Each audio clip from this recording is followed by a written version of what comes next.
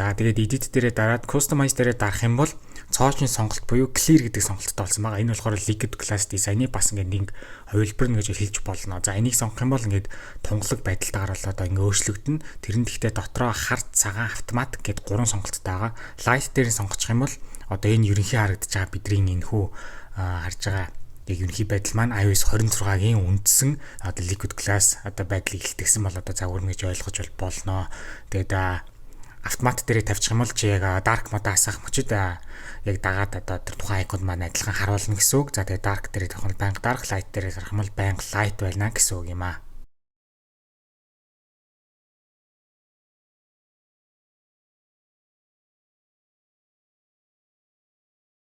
2026 оны хугацаанд Apple-ийн зүгээс бүх үйлдвэрлэлийн системийнхаа одоо нэржлийг бүгдийг нь 26-гийн тоотой болгосон байгаа. За тэгээд хэдүүлээ iOS 26 бичлэг рүү бол орцгоё.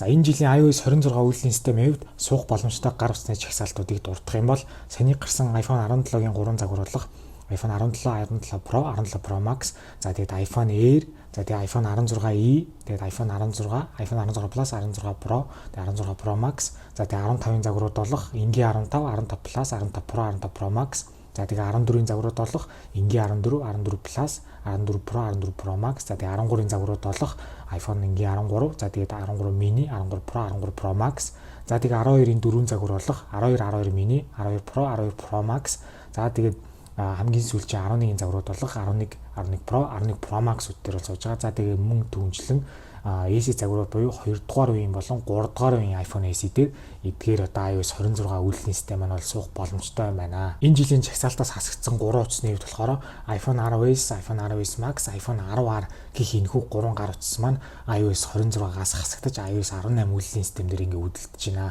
За тэгээд миний зүгээс эдгээр утаснууд маань хасагдсан учраас үндэтгэлийн бичлэгийг аль болох чадхаараа бол хурдан оруулна. Тэгээд ойролцоогоор бол 10 сард бол заавал орно. iOS 26 апдейт гарсан байна. За энэхүү апдейт нь гарахтаа 3 дахь үеийн iPhone SE дээр үйлдвэрлэлийн системийн хэмжээ нь болохоор 742 GB-тайгаар бол гарчээ. Үйлдвэрлэлийн системийн код нь болохоор 23A 340-оор ингээ гарсан байна. За энэхүү апдейт руу апдейт хийхээс өмнө утсан дээрх сул зай маань 3519 GB байсан бол апдейт хийж дуусны дараа 3491 GB болоод өмнөхөөсөө 0.128 буюу одоо 280 MB систем файл маань илүү зайвал эзэлдэг болсон байна. За энэхүү яг iOS 26 дээрх хамгийн чухал ихэнд нь ярих хэвээр өөрчлөлт нь яг юу вэ гэхээр liquid class буюу одоо шилжлэг ийм тунгалаг байдал болоод орж ирсэн байгаа. За хамгийн жишээ нь яг цухас дурдаад харуулад явах юм бол жишээ нь phone application руугаа ороод тэр доотлохын одоо хэсгийг харах юм бол ямар тунгалаг байгааг та харж байгаа. Тэгээд ингэж бас удаан ингэ шилжүүлэх юм бол ер нь бол бас ингээд тэр байдал маань ингээд байгаа. App Store дээр бас муу адил. Ерөнхий ингээд бүх систем дээр маань байгаа default application дээр бүгдэн дээр нь ингээд одоо энэхүү яг liquid class-ийн маань энэхүү дизайны шинжилэлт маань бол бүгд ингээд орсон байгаа. За ингээд сэрүүлэг тавья гэх юм бол бас ингээд мөн л адил ингээд дарж ингээд шилжиж болно. Эсвэл ингээд удаанаар ингэж жагаад яг ингээд үлдээж бол ингээд болж байгаа. За тохиргоогоо унтрааж засахад бас маш гоё анимашнт болсон байгаа. Liquid class-ийн ингээ Bluetooth дээрээ дараад ингээд явах юм бол тэр тухайн тоглол дээр маань ямар гоё анимашн байгааг та нар харж байгаа. Удаан ингээд дарж хагаад бас ингэж шилжүүлж бол бас болно. Эсвэл зүгээр ингээд дараа шилжүүлж болно. За эсвэл ингээд дуудлагынхаа IMI бас тэр юм ингээд ингээд зөөе гэвэл бас мөн адил ингээд давхар ингээ бас юм анимашнтэй хөдөлж байгаа та анзаарж байгаа ингээ цаашаа чихэгдээд орж байгаа. Дээдлэрийн тулгуур бас энэ дэшигээ бас ингээ чихэгдээд орж ирсэн. Тэгээд ингэж удаан дарж байгаад яг ийм гоё юм шилжилттэй болсон. Safari дээр ингээд ямар нэгэн кино үзчихлээ гэж бодоход тэрхүү ерөнхий дизайн маань бас liquid class-тай болсон байгаа. Одоо паузыг хургашоо гүйлгэх гэх мэтчлээ яг энэхүү зүйлсүүд маань бас ингээд liquid class дизайныг бол авсан байгаа. За тэгээд тэрнээс гадна жижиг болгоод ингээд дэлгэц рүүгээ шилжүүлэх юм бол бас тэрхүү одоо liquid class-ийн товчлуур маань ингээд бол үлдэж байгааг бол та нар анзаарж байгаа хаа. За яг одоо миний харуулж байгаа яг энэхүү яг одоо зүйл маань болохоор screenshot байгаа. Одоо ямар нэгэн байдлаар бүтэн юм одоо дэлгэцийг хамарсан зүйл үлдэж байгаад дэлгэцэн дээр нэг дарах юм бол тэр тухайн зурагны тэр доотлолт нь гарч байгаа ерөнхий одоо фотоос доторх тэр доотлын меню маань ингэж гоё уусаж ингэж гарч ирдэг болсон байгаа. Энэ нь бол бас үнэхээр гоё.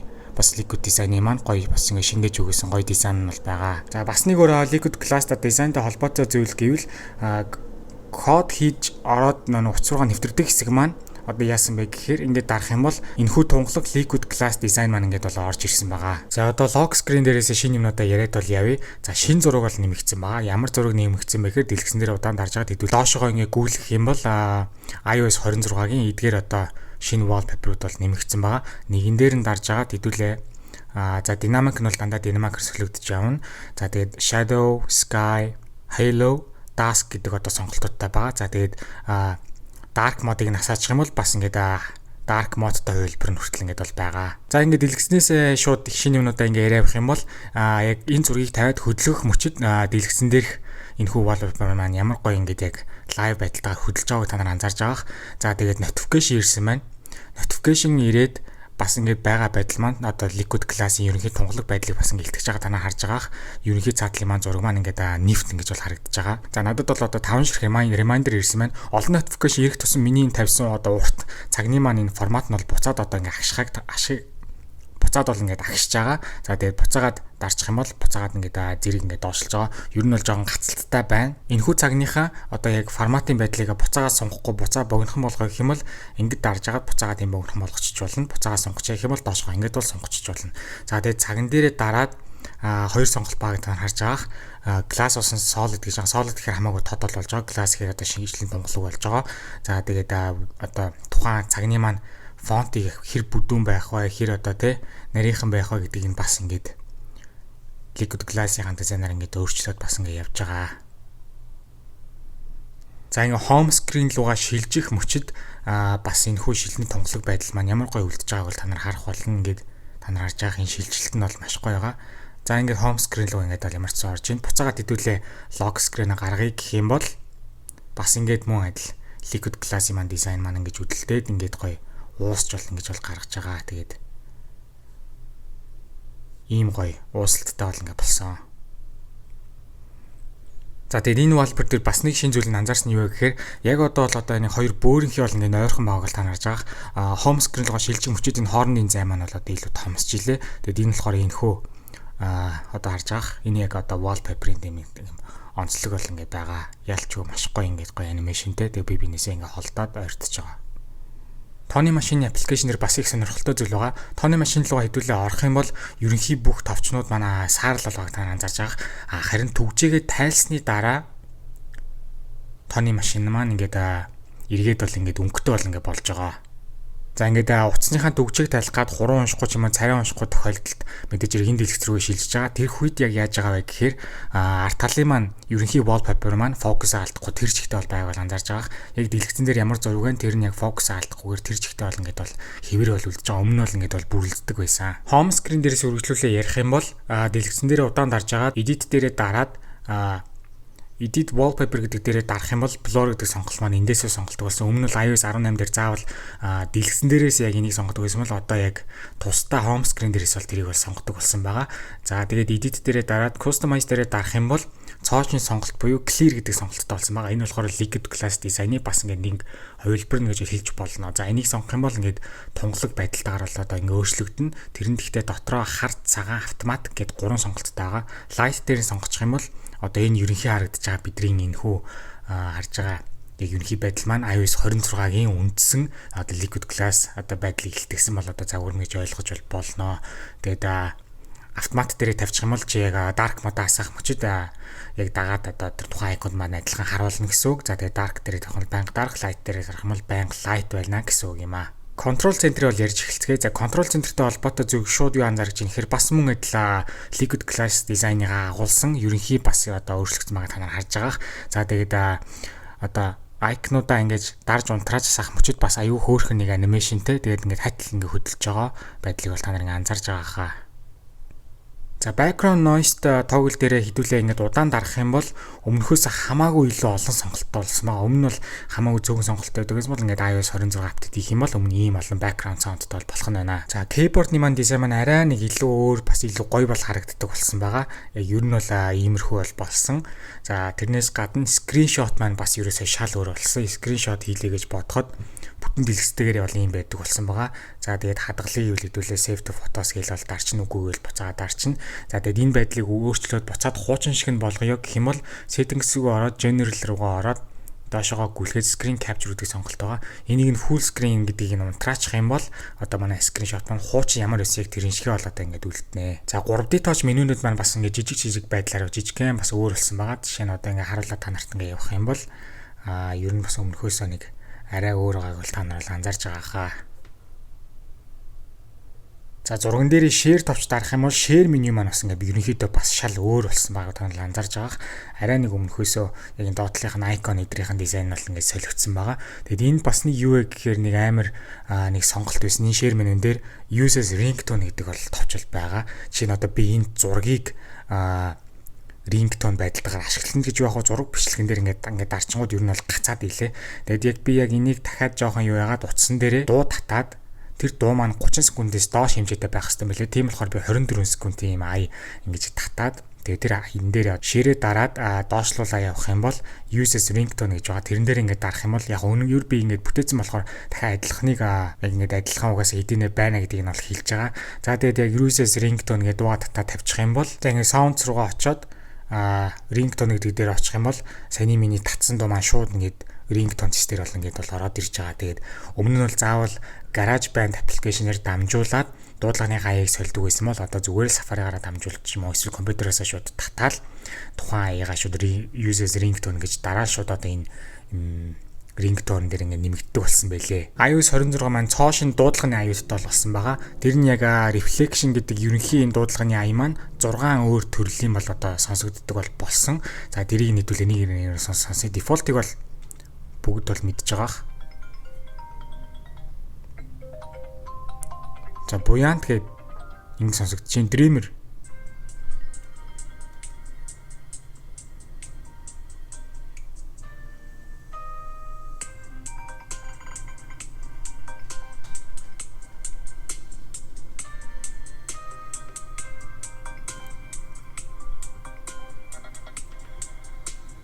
За Pond.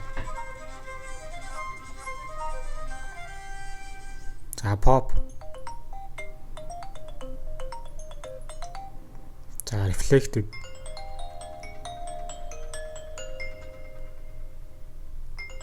За тэгээ надад яг энэ дуудлагын дундаас хамгийн таалагдж байгаа хамгийн сүүлийн Surge нь байгаа. Энэ л надад хамгийн их таалагдаад байгаа.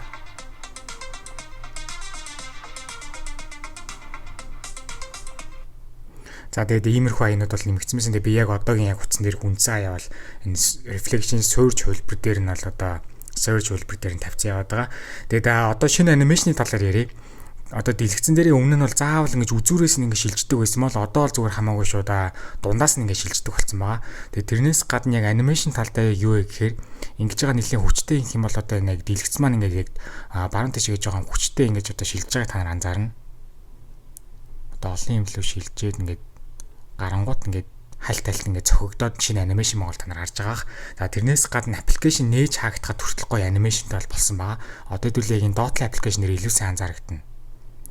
Яг ингээд уусаад хөдөлж байгааг бол та нар харж байгаах.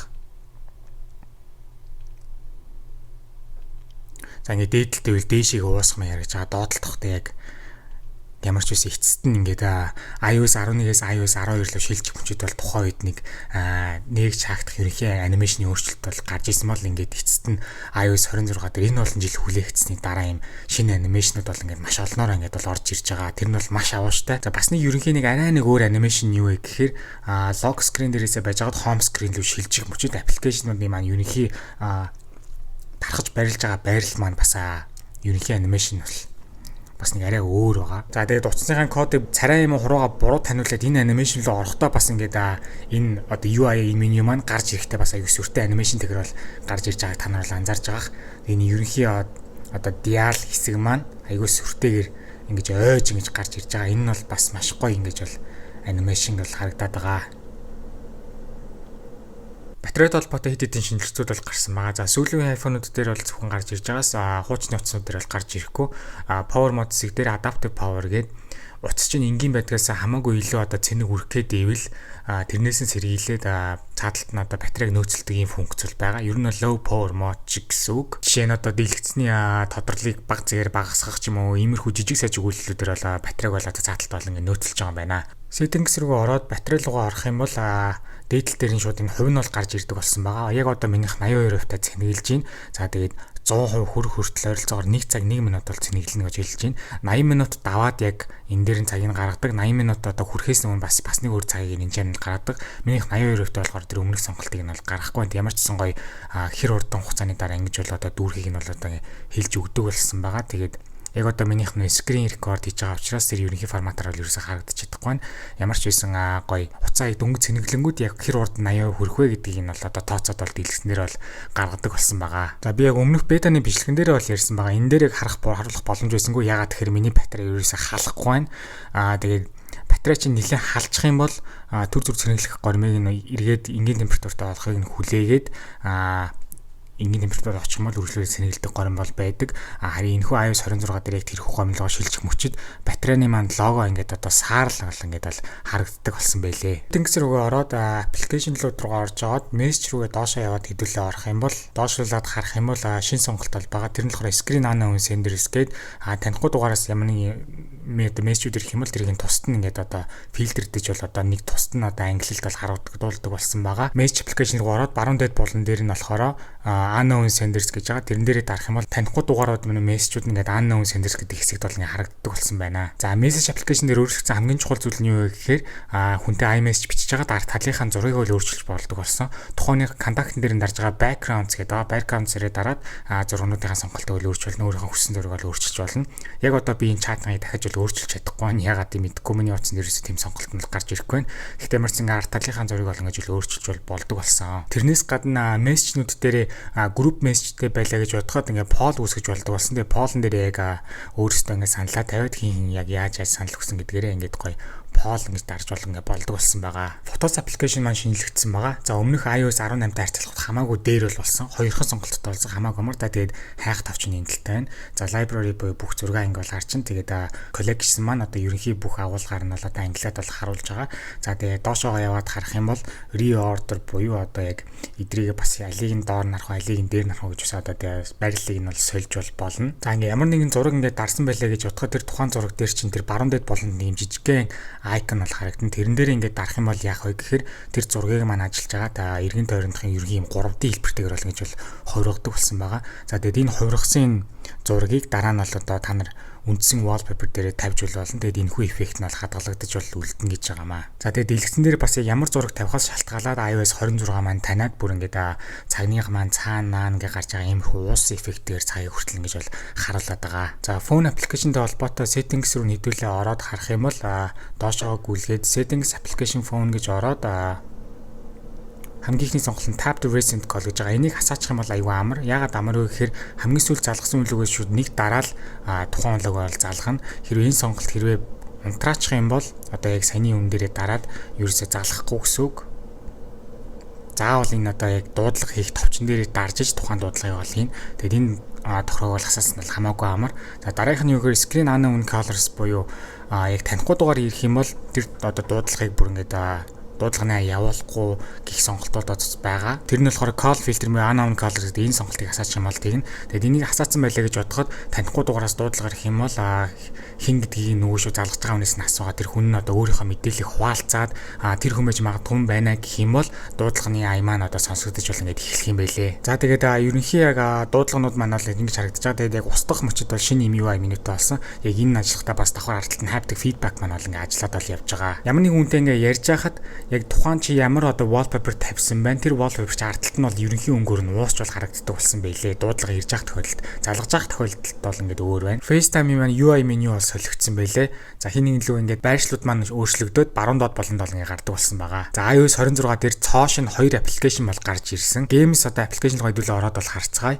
Хамгийн library гэдэг хэсгээр нь бол одоо ийм зүйлсүүд байна. Одоо найзуудыгаа урьж болно, arcade хэсэг байгаа. За тэгээ home хэсэг дээр нь яг тухайн үед ямар тоглоом алдартай болсон, ямар тоглоом шинээр гарсан гэх мэтчлэн ер нь бол одоо тоглоомтой холбоотой бүх зүйлсийг нэг аппликейшн дээрээс харъя гэх юм бол энэхүү games аппликейшнийг бол одоо ингээд ашиглаж бол ингээд болох нэ. Тэгээд ямар ч юм тустай юм бол аппликейшнтэй бол ингээд болсон. Preview application юу вэ гэхээр документтай бол холбоотой байгаа. Утсан дээр шин документ бүтээх, за тэгээд одоо эсвэл документ сканер дата утсан дээр оруулах, тэгээд тэр тухайн документуудыгаа гар утсан дээр хадгалах, эсвэл iCloud руу хадгалах гэх мэтчлэн үйлдэлүүдийг бол одоо энэ хүү аппликейшнээр бол хийж болох юм байна. За камера аппликейшн бол одоо бодол цоо шин болсон байгаа. Одоо та нар бол анзаарж байгаах жинхэнэ одоо редизайн гэдэг ойлголтоор л одоо ингээд орж ирж байгаа. За тэгээд горимуудаа солих гэх юм бол ингээд нэг нэгээр нэвтэхээ ингээд гүйлгээд бол ингээд явчихна.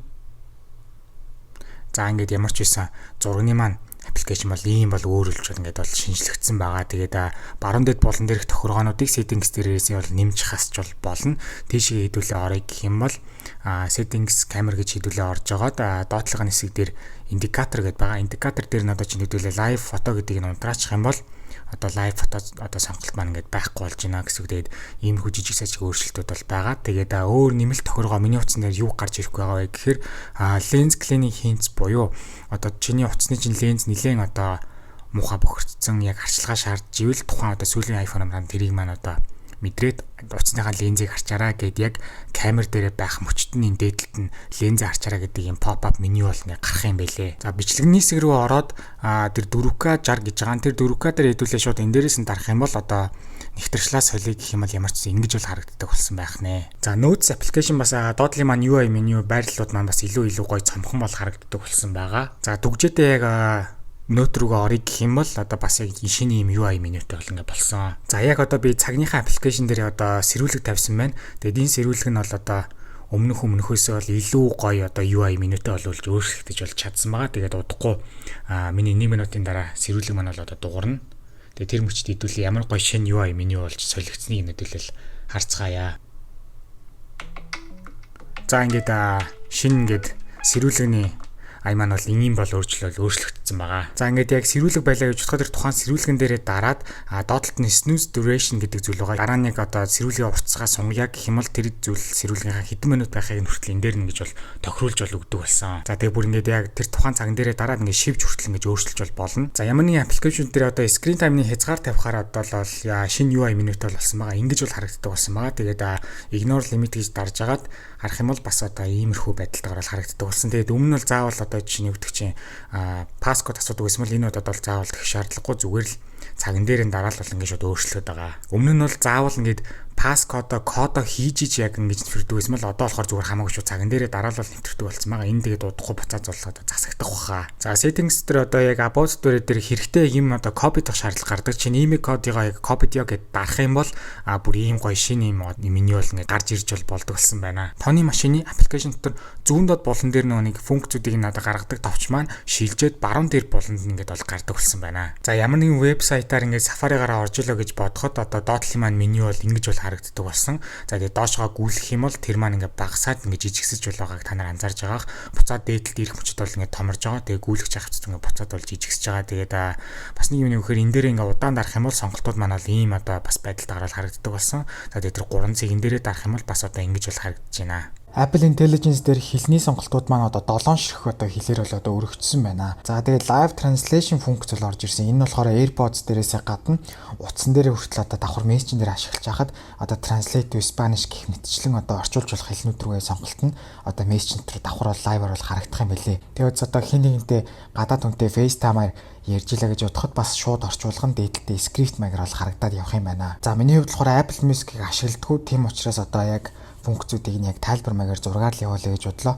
Lyrics translation буюу тухайн дуу яг явж байхад доотлолт нь орчуулга нь бол гардаг болсон юм байна. Тэгээд lyrics pronunciation буюу яг тухайн гадаад дуу явж байхад тэр тухайн яг одоо хэллэгийг нь яаж дуудахыг нь одоо галиглаад доотлолтноос ингээ харуулдаг болсон байна. Auto mix буюу одоо явж байгаа дуу дуусах төхөд дараагийн дуу нь одоо эхлэх төхөж жоохот хооронд нь одоо auto mix гэдэг одоо функц маань орж ирээд эвтэйхэн ингээ гоё ингээ хоорондын шилжилтийг нь энэхүү auto mix бол хийдэг болсон юм байна. Music pins буюу өөрийнхөө дуртай одоо хамтлаг дуужтай хамиг хамгийн дээдлэлт нь гэж пинлж бас ингээ тавьдаг болсон юм билээ. За wallet application дээр болохоор бас автомашиныхаа түлхүүрүүдийг ингэж байршуулж болдог болсон юм байна. Тэгээд энэхүү iOS 26-аас ахуулаад бас маш олон автомашины компаниуд ингээ баг багаар бол ингээ нэмэгдээд явж байгаа юм байна. Digital ID буюу өөрийнхөө одоо гадаад паспортыг ашиглаад өөрийнхөө Digital ID-г бол одоо төрөвчин дотор бол ингээ үүсгэж бол ингээ болдог болж байгаа юм байна. Apple Intelligence-тэй холбоотой дараагийн үйлдэл нь юу гэхээр screenshot хийхэд зөвхөн Apple Intelligence дэмждэг утаснууд дээр болохоор яаж байгаа вэ гэхээр дэлгэцний зүүн баруун доод болонд Visual Intelligence-ийн товчнууд бол ингээд гарч ирж байгаа юм байна. За CarPlay болохоор хоёр шинэ зүйл нэмэгдсэн юу вэ гэхээр live activity-г бол одоо дэлгэцэн дээр хардаг болсон юм байна. За тэгээд тэрнээс гадна widget-үүдийг ингээд бас дэлгэцэн дээр хардаг болсон юм байна. Өмнөх iOS 18-тай харьцуулахад iOS 26 дээрх шинэ одоо application-ийн icon-уудыг нь одоо харуулж байна бүгднийг. Settings руу ороод general руу ороод software update руу орох юм бол би яг одоо бол гартаа iOS 26 developer beta 8-ыг бол татсан байна. За тэгээд яг татсан байгаа. Татсныхаа дөнгөж дараа шинэ бас юм одоо UI менютэй болсон учраас тэрийг би танарт харуулах зорилготойгоор одоо энэ дүрсийг бол ингээд бичиж байна. За хэдүүл одоо install now гэдээ бол тарцгаая.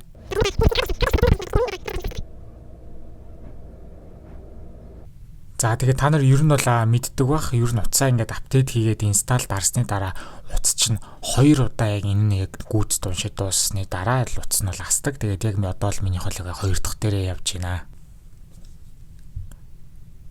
За утас бол яг апдейт хийгдчихлээ. Энэ дүрсийг яг би заавал авах хэрэгтэй байсан. Тэгээд iOS 26-оор апдейт хийсний дараа яг ийм шинэ UI менютэй бол одоо гардаг болсон.